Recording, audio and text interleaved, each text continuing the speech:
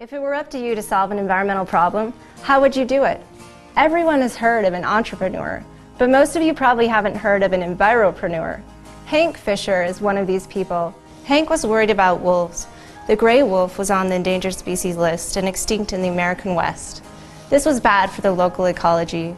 Wolves were needed to keep herds of elk and other animals from becoming overpopulated. So Hank made it his mission to help bring wolves back to their natural habitat.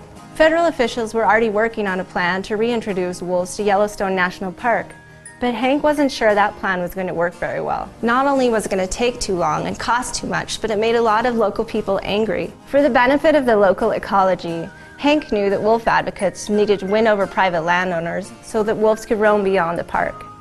So Hank began meeting with his biggest opponents, the ranchers surrounding Yellowstone. He thought if he could understand their concerns, he could figure out a way to address them.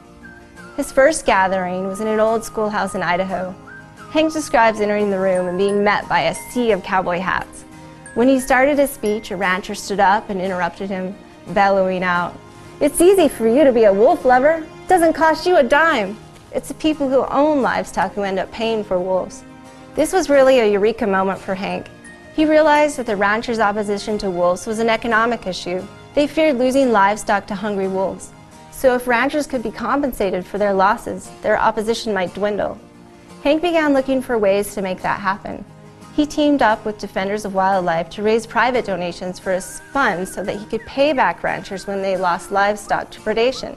Hank also helped develop further incentives for ranchers to tolerate wolves on their land.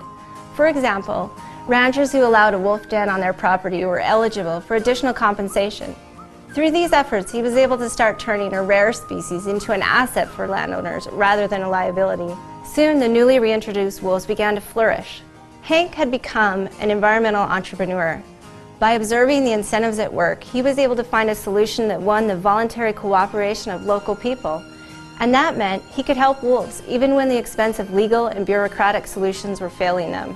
You may think that this is just one small example, but this really is happening all over the world.